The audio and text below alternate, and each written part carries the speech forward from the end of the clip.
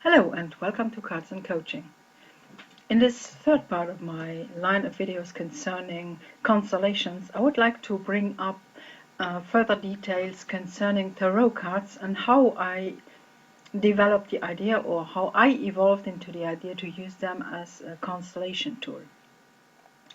So while in a normal reading, for example, people are very much looking at the outside, which isn't a critic because it always depends on what kind of reading is offered and is asked for. So if in such a situation someone is asking about a situation and there might be a person turning up, then I consider the cards to be that person maybe. Like for example, someone is talking about her mother and a Queen of Swords turns up, then this might really be the person herself. So either the person who's asking for the reading or maybe the mother, for example. And so bringing up the different aspects of the card and of the person on the card can tell us something about the aspects of that person, about the mother in the example I just brought up.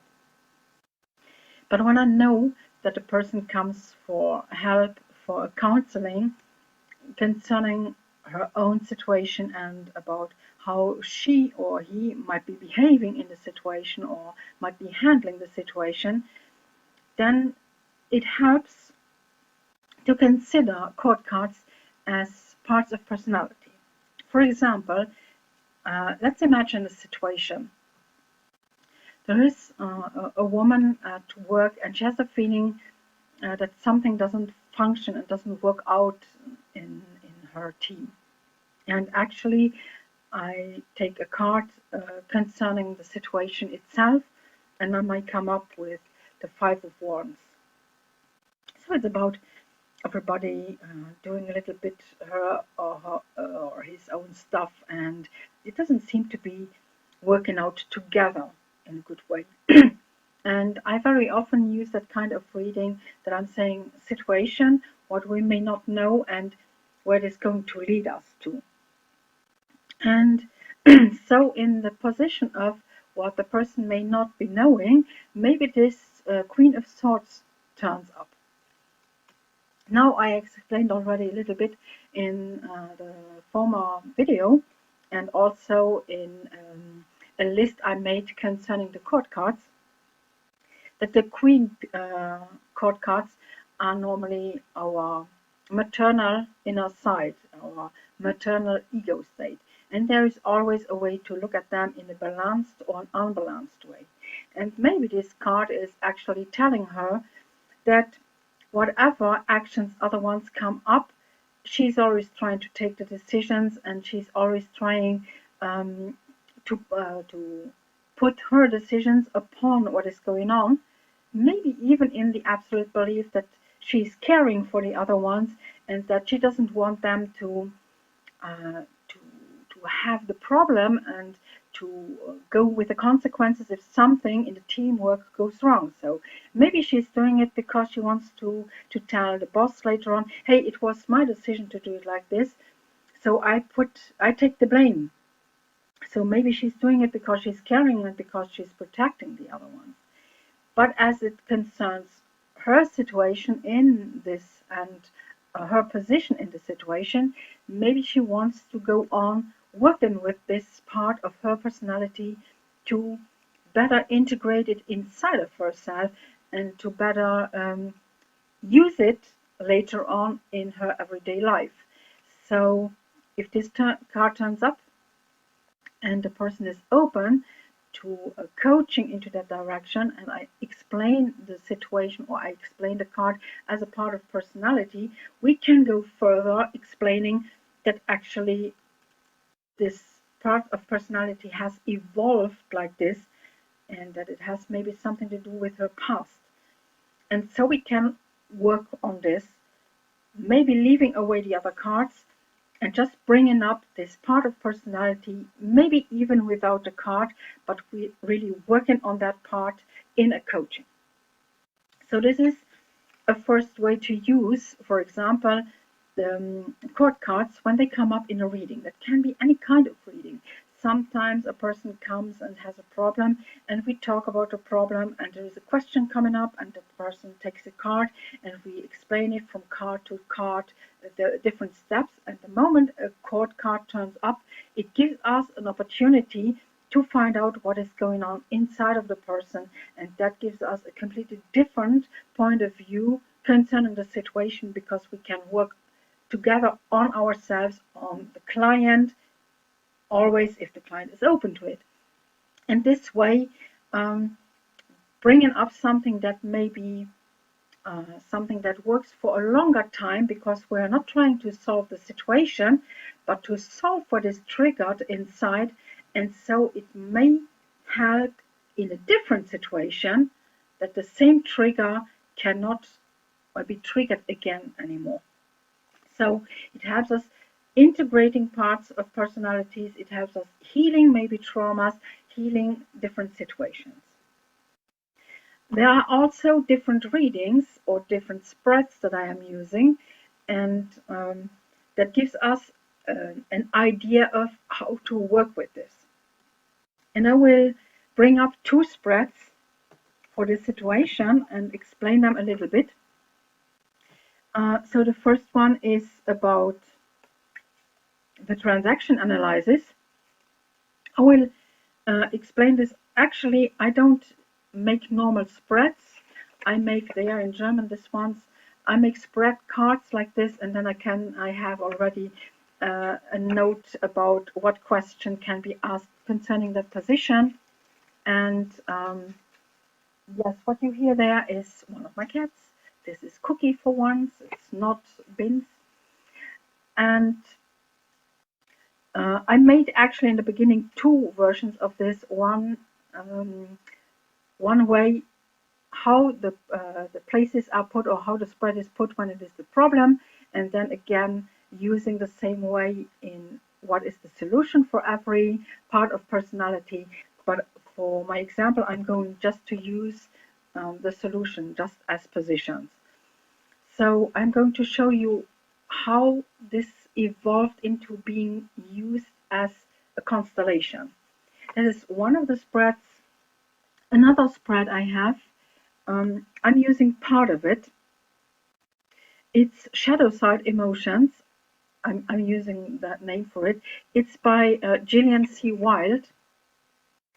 And actually, check out her page. She makes a course at the Tarot Readers Academy. She has her own page. She made a tarot deck. She made an oracle deck. She comes up with a lot of exercises and with ideas to work with what she calls shadow side emotion, for example, which I thought was an amazing thing to learn about. And I'm using part of it as a step or base that can be used for later on working on a constellation. So therefore, I want to go back to the transaction analysis for a moment. When we check the transaction analysis, we have actually two parts that are that may be split in a certain way.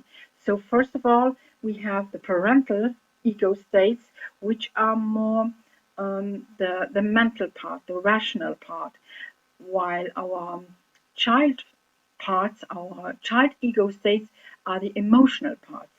And Gillian C. Wilde comes up with a reading, which is a complete exercise, and I just want to pick out this part, but I'm really inviting you to check on the whole course, on the whole class. So actually, she brings up the thoughts, so the parental ego state, the feelings, the emotions, the child ego state, and then the connection between them. And this may be a very good way to work on a base to change it into a constellation later on. She goes on a little bit further, which is absolutely amazing to be used in a spread, but not for the constellation I want to work with, and which I want to talk about right in those videos.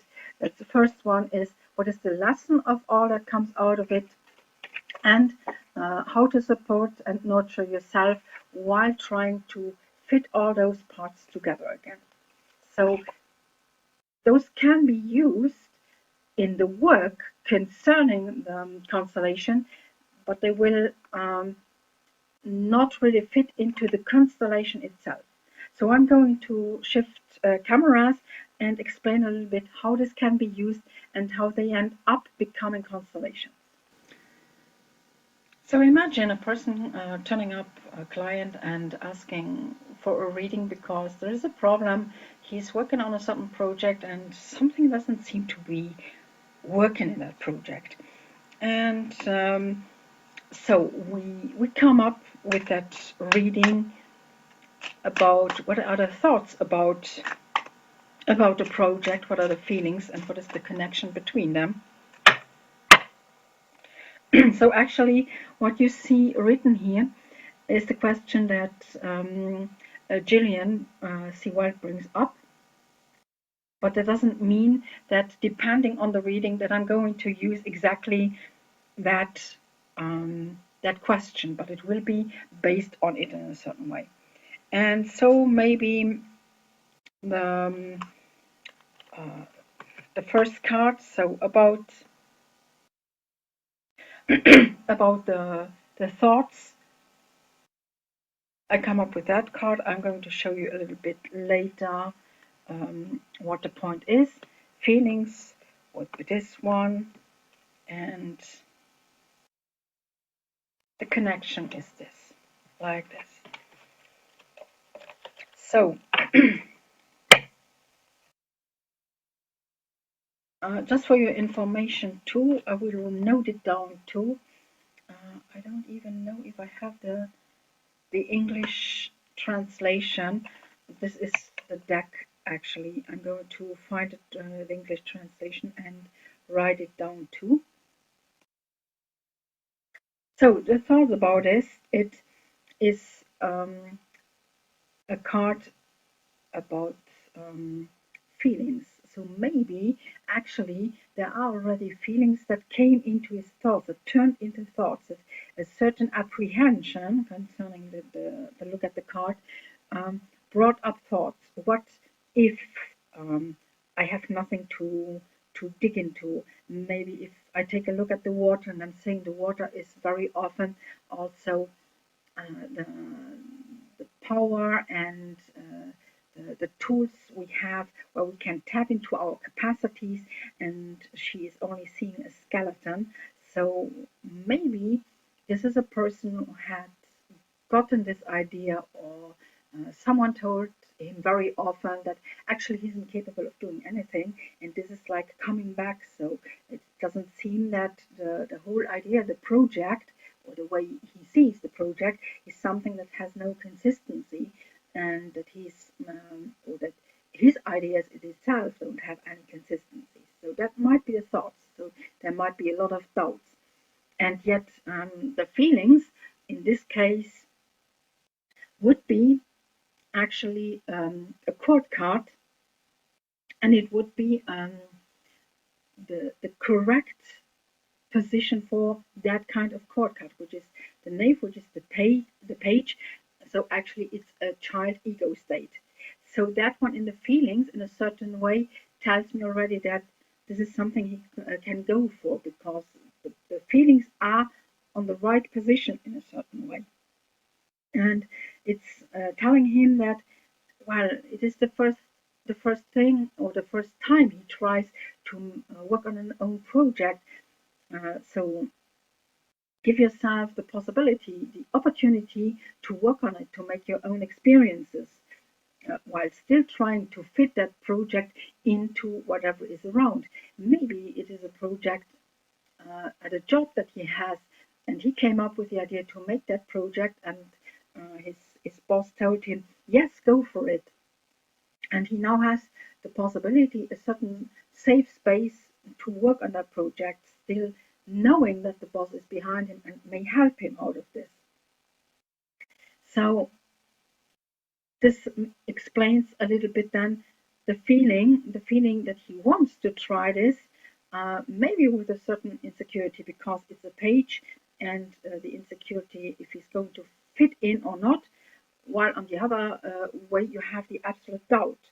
And the connection between the two comes up with the Six of Wands. That was my stalker card for years, and it has a lot to do with leading and being led. And actually, when I take a look at this, and it's only an example, and I'm saying this person has serious, maybe serious self-doubts, and yet wants to try something in a safe realm. This idea that the connection is to find a way to be led into this, to become aware that he is not alone with it, and that maybe at this time nobody is going to tell him that he's not capable of doing it or that he isn't capable of anything, but that he gets the opportunity to create something while being. And when I take a look at the way the ones are put like steps into this idea, so he won't be alone with it, and to become aware of that may be the connection between the two cards and between his thoughts, the doubts, where the boss is behind and says there's no reason to have those doubts, we're going through this together, and the other way, the feelings that wants to try something out, something to create something, something creative. It's the page of Pentacles. It's a material thing. It's not simply a thought or a plan, but to put the plan into action. That this could show the lesson the person has to learn out of that situation to get out of his self-doubt that maybe he got from his parents. When I think that the mental part and the thought place is normally the parental state that is, well, in a certain way fed by our parents or by adult person as we grow up. This may fit together in quite a good way, and it was only, as I said, an example. When I'm using um, the other spread, let me just put this away for a second, and I come up with the transaction analysis. There are many possibilities how you put the cards, but I just want to give an idea how they could be put in this case. So just to explain where I want to head for concerning such a reading. So we have the parental part. Let's start with the paternal part. And just to explain a little bit how those parts may be interacting, I will immediately put it on the other side of the rebel child.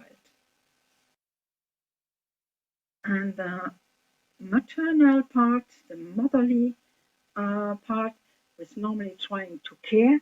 I will put it to the adaptive child. So I will put them immediately like this. And the adult's ego state is the one who tries to find a way that everything fits, and so that the free child has a place in it. So I will put them versus each other. So the way that actually already in the spread, the interaction, the first interaction is very clear. So normally, when I'm using that spread, or when I'm talking to people, it very often happens that one part of personality is doing the job of another part. So, and very often, for example, it is the rebel child that takes over the, the place and the job of the paternal ego state, because maybe that one hasn't developed yet or hasn't found its place yet. And that is what brings up that inner strife, that inner conflict that we have. But the rebel child, in an unbalanced way, is the way who wants to do something in a different way just to spite people, instead of just trying to find out what it is to make own experiences, and putting it, when it ends up in the position of the paternal ego state, it means that whatever it is going to do, it is going to say it actually by saying that the other ones are wrong, and that is why I'm going to do it the way I want to do it, because you have no clue whatsoever. And that is the moment where not simply the inner interaction doesn't work anymore, but the outside communication doesn't function either. So this is a way you could put them, and then again you end up, you can use only the court cards for such a reading, or different cards. So I am just going again, bringing up an example, but I will not explain the example in itself now, but I want to show you how this ends up to become constellation. So maybe in the beginning I explained the different positions, and then people very often, they have this way, just as I have shown here. If there is a card that is triggering them, they don't let it on the table. They pick it up and they take a closer look. And the moment they take a closer look, they're facing it. So that is the moment that I came up with the idea that maybe using something like this as a constellation could work out quite fine. So I will just give you some example of how you can use the cards as a constellation. I will bring an example, a real example that I also used in my work for NLP. But here I just want to explain the different steps and the evolution that I made and that I went through to use them as a constellation, because you don't have the possibility to put the card like this. So actually my first problem I had was, how can I put those cards in a way that I have them up front, that they can face each other? And today, for example, for the altars, a lot of people have a way, they have like small blocks where they can put cards in, but very often it's to put in 2 or 3 cards. They are quite long. So I needed something that you can handle, that you can move around, and that you can use in this way. And I just want to show you 3 ways I came up with. So there was a former friend of mine, thank you again for this. She made some wood blocks with a cut in it. The cut is a little bit leaned onto one direction, so that the moment you put the card in, you can position it like this in a way that you can still see it, and that you may put it in, put it somewhere to face another card, or maybe to turn the back on someone, some other part of ourselves, and so on. Another way I found, I don't know, you have this kind of clay here in Luxembourg. They call it Fimo, so I'm not very talented with stuff like that. So I made like this. I didn't color it or finish it. It's the only one I made. And there again, I tried to find it in a way that a card would fit in. And the point is, you can use them also that maybe you note something on it, what kind of archetype it is, what kind of ego state it is. You can maybe put it, note it on there, and so you know always what part of personality is just the one you're focusing on, and so on. A third way that functions, that someone has shown on the internet, on Facebook, but I'm using it in a different way, are those clasps. I don't know if you can see them there. And there you can put the card in, put them up again, and so they also have like a place, a thing where they can, like a flat part where they can stand upright at that moment. I'm pretty sure there are many other ways you can come up with. Bring up your own ideas if you like the idea of making a position, making a constellation with the cards. Those are the ones that I'm using, depending on how many cards and how much space I have, how much place I have. So I'm going to show you now with the example that I have put up how this can work out as a constellation. So I was using the one that I put already into a circle out of a certain reason. In my second video, I explained that Zweig, Steve Wolf and Connie Zweig explain the inner constellation as the Arthurian table, and bringing them into a circle is already a certain kind of round table. This might have a certain, how should I put this? Sometimes when I'm asking people to put the cards on the desk and just the way to position them to bring up the constellation, they have no idea because they never did it, so they are not trusting their intuition enough to just say, oh, I want to put that one further away and so on. So using a round spread and just picking up the cards and putting them into that constellation already gives them a certain feeling. So they end up with a constellation and then they say, I don't feel that card looking at this one. I don't know. I think that those two should be closer together, or that one should be further away. And so, for someone who has never done constellation, this idea to just pick them up and put them already in a constellation that well was there because of the spread gives them the possibility to react in an intuitive way to say, oh, that doesn't fit. That's not the way I sense it. And there is a feeling. And the moment they have this feeling, this no, then you can say, okay, how else? And then you can invite them into moving the parts of personality around to change them, to get them into exchange, into a communication, an inside communication, while I am leading them through it with questions, with ideas. And so they end up with the way they feel it fits inside of them. And it makes one thing with them.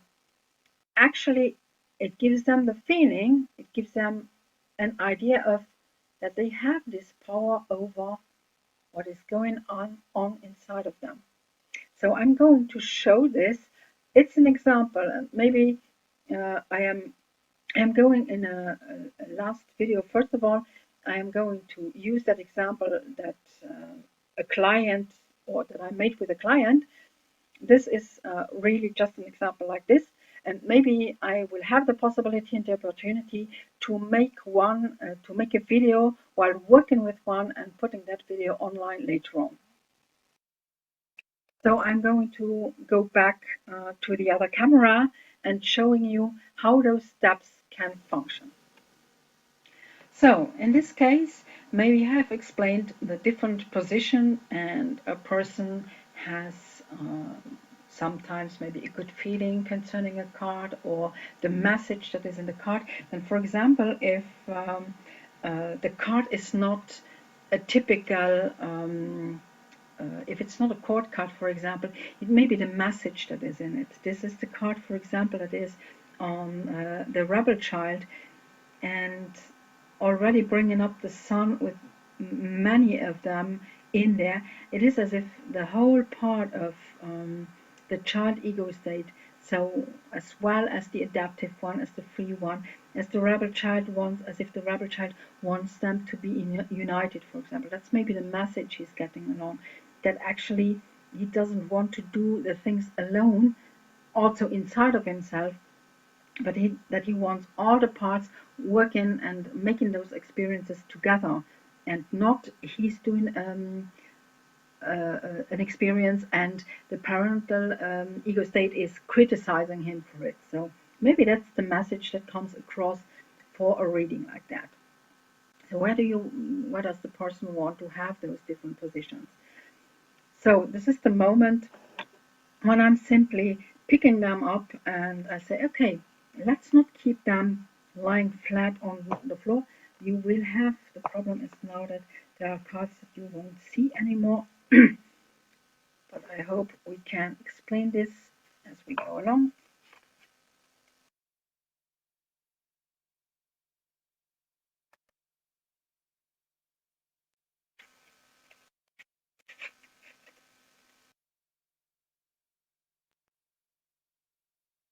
So for the moment being, I'll keep in the beginning, I might keep the spread cards underneath for people not to forget what card it is or what position it is in.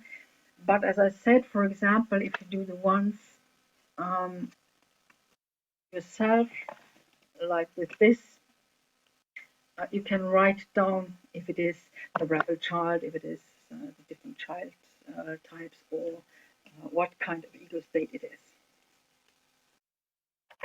But definitely not least.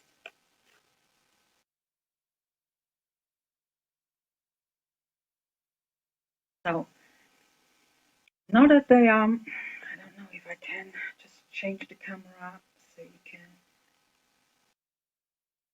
see a little bit more of the cards. So and maybe that is the moment in the beginning where I say, I don't know where to begin. Say, okay, let's take one card. Like this was the paternal, the fatherly child.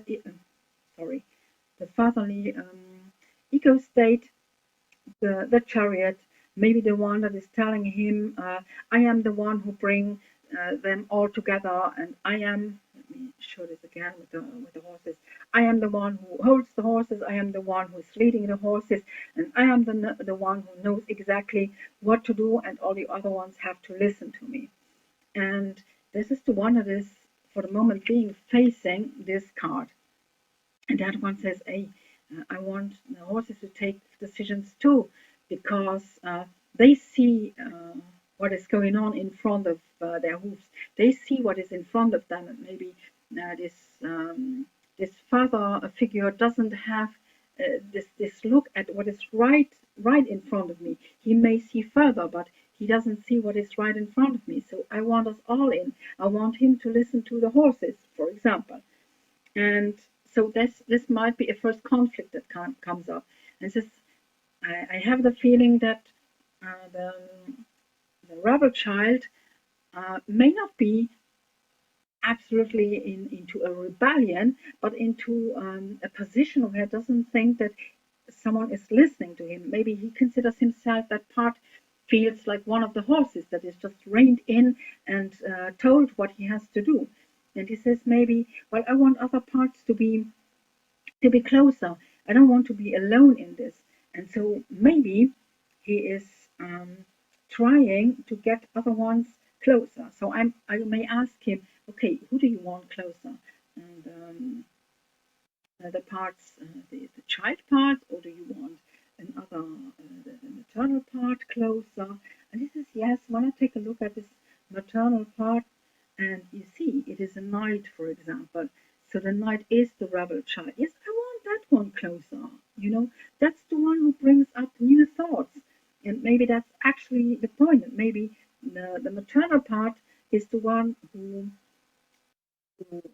is in for new thoughts, while the paternal part has his ideas and keeps stuck in it. And maybe it has something to do with how the father and the mother was.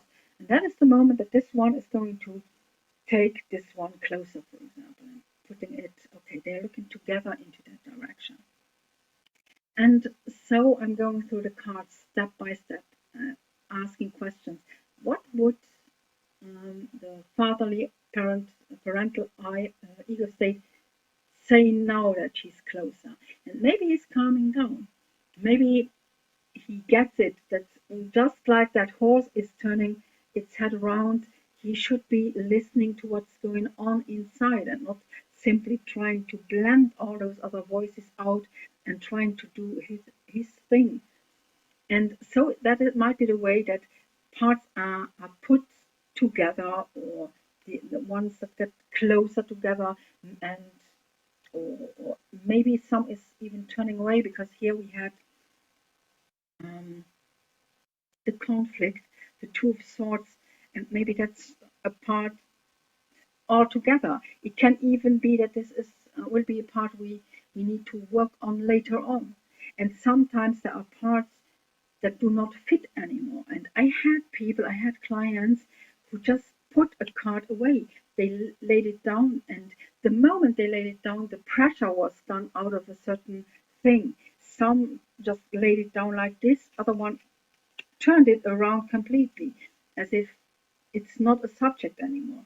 And then I invite people, okay, what is missing here? What other part do you want to put in? And they can choose again from the deck, either by choosing openly or just taking a card, just as they like to do. And this is the way, as I'm saying, it is difficult to explain like this, and I hope that I have the opportunity to bring up a possibility. This is the way that just turning cards like this, why is this part turning her back on this part, for example? And to be very careful with the question shouldn't be actually, why is she turning the back, or why is he turning the back on her? Why did you position that card like that? What is it good for? And maybe this card says, well, I see another part of that conflict, so I'm protecting this part from that part of the conflict. And then it happens that those two positions need a different coaching. Maybe this is one thing and this is something else. And then later on, I will put them together again. Or later on, it becomes not an idea, but it becomes clear that something has been solved and doesn't turn up anymore. It's okay. Maybe those two parts become one card later on that explains the two parts, the two opinions that became one, that became, well, decided. And this is the way it goes on, and you can go on with the situation. As I said in the next video, I will bring up the exercise, not the exercise, the position I had, the constellation that I did with someone. I will try to explain it as exactly as it is possible, from our conversation, from the situation to the conversation to the cards that came up. She didn't choose them, she picked them. And then at the end to the constellation and what came up out of the constellation. It was a constellation with 3 cards, and actually for me it was the first one I did, and the way it functioned, it really encouraged me to go on into that direction and to use constellations, inner work constellations, with tarot together as an amazing tool. So I hope this gives you a slight idea on what's going on, how such a constellation may work, or how you can use it from a spread to the constellation. There are a lot of options open to it. Maybe you just pick one card out of a spread and the constellation evolves as you work with the client. Maybe all the cards that were in the spread are going to be used. Maybe you start without a spread at all by developing the different parts of personality, or the different parts, different opinions inside of a person to become a constellation. Just try it out, what works for you. And tarot is one of the best possibilities. You can go with all the deck, you can go just with the court cards, you can use the major arcana, as very often they are based on how is the word, archetypes of Carl Gustav Jung. There is even a Jungian deck, and or you find your own way. Maybe you are using oracles. There is one deck that I think is very good to be used like this. It's the Symbolon. There are different cards, different steps, and actually just before ending this video, I'm going to show you 1-2 decks that may be functioning too, even without being a tarot. So let me finish here with some other decks, if you're not into tarot, that can be used. And I just want to open that bracket. If you have people there, if you have your own talent maybe, or people who are talented, let them draw their own archetypes.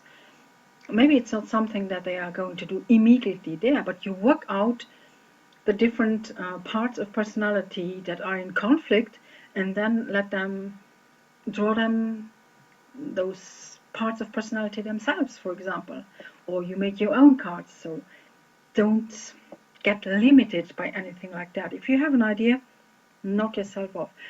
If you're working with animals, you can also naturally use oracle cards with animals on it, so that's not a problem either. Just find out what works for you. I'm just going to show you several decks that I like also to use for something like this, and well, the choice is yours. It's open. It's not something that is a closed system, but it can evolve, and I would like to know where it evolves into. So one of my favorite artists when it comes to tarot decks is Marchetti, but he also made an oracle, which is the Oracle of Visions. And the point what is working best for such a work, such a constellation work, is when you have a deck with people with personalities on it. And actually, for me, well, as I'm saying, it's Marchetti. For me, it's sort of no word needed.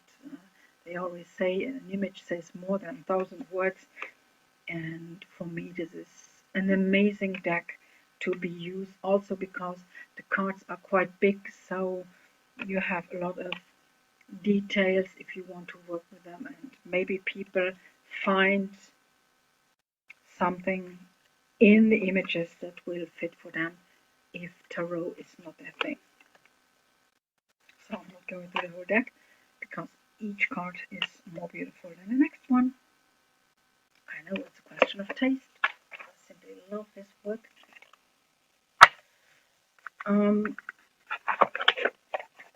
Another deck I started working with actually is the Symbolon.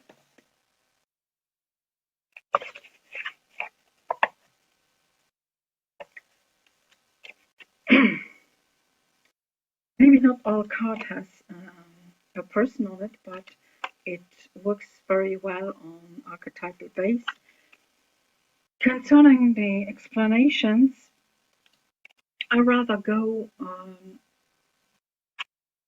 with an explanation that the person gives to me. So I can have a card, and when I'm reading the explanation, and there is a lot of explanation also on the internet, when I'm reading that thing, it may not be why the client actually has chosen the card. So for me, it is very important to hear the opinion and the reasons, the ideas of my client, more than bringing up what I know about a card and about its symbolism.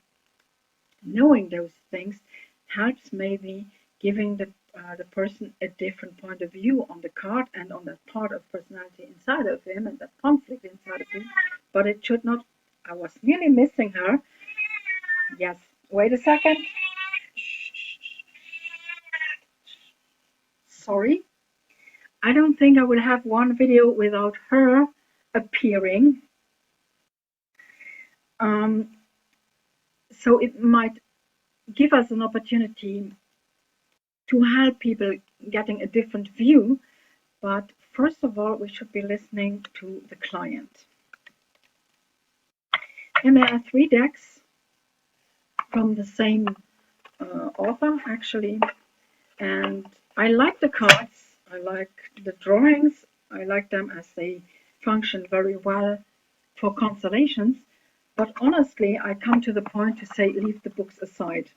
As bad as that sounds, because he is actually a very known person, but there is a certain kind of a judgment in what he writes that I want to keep out of my counselings, that I want to keep out of my coachings, and that I want to keep out of the mind of the client and the customer, out of respect to that person and to that person's problem. The moment a person uses words that go into the direction of guilt, I am not sure this is going to work in any way. But the cards are quite good. I'm showing you the drawings later on. So there are 3 of them. This is called, I noted them because I have the German functions. There is Archetypes and Shadows. is one of them. This one, Chuck Spezzano, quite known. Unfortunately, I no, sorry, but I keep the books out of this. But I will show you the images, and you may understand why I am going for this. So here you have shadow sides and archetypes, and actually even having the opportunity, if a person sees that part in himself as a negative part, he has the possibility, he has the option to pick a card that has a negative connotation, that has a negative image on it. But yet again, a person may take a look at the image and see something positive in it. So it's his choice, it's her choice, and it's definitely not mine to judge. So I want to know why he sees the card in a positive way to understand him and help him understanding what is going on inside of him. But it's not about judgment. And then you have the archetypes, and I just think that the images, in a certain way, they are very simple, so there's not, you can concentrate and focus on the archetype, you can concentrate and focus on the part of personality without many details around maybe, and yet enough to help you imagining the story around the person. And still, I think they are beautifully made, so they may work for some clients. So, this is one of the decks that I kept, not because of the books, but because of the cards. Put that around. Then there is the life stories cards. Then Chuck Spezzano. But as I said, let's keep the book aside and show you some cards. While the other one may be really more archetypal and shadow side, you still have a lot of idea mentioning the same aspects actually. There you have a card that comes very close to the force in the tarot.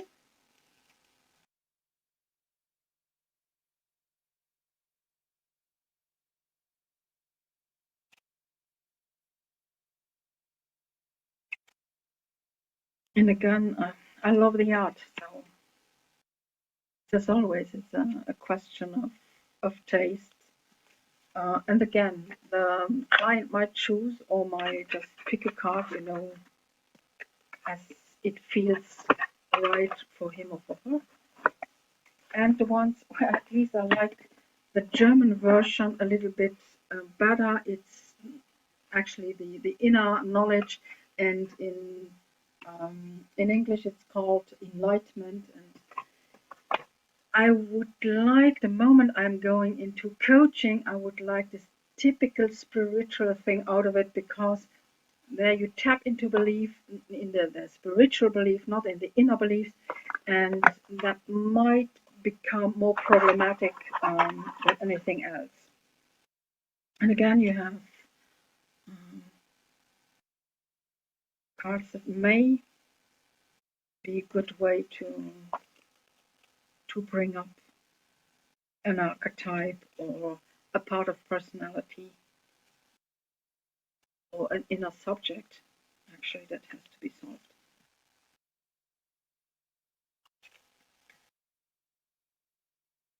Another thing that you can do is actually mix the cards. So if a person has a certain subject, maybe, for example, it picks out a subject out of those cards, and then what is the problem with the subject, and then you use another deck that brings up the persons, so you find out the archetypes that are actually struggling with each other with that special subject.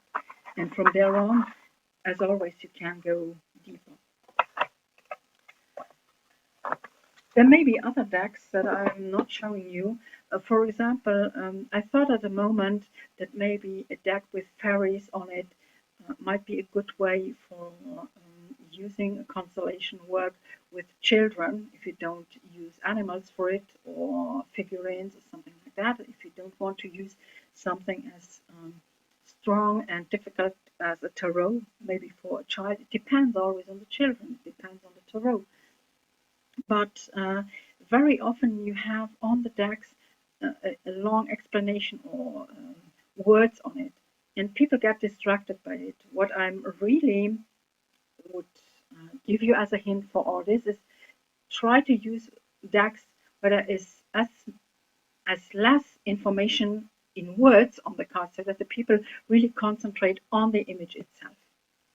So I hope you could again take something out of this, getting new ideas how to work with it. And I thank you again all for watching and for listening.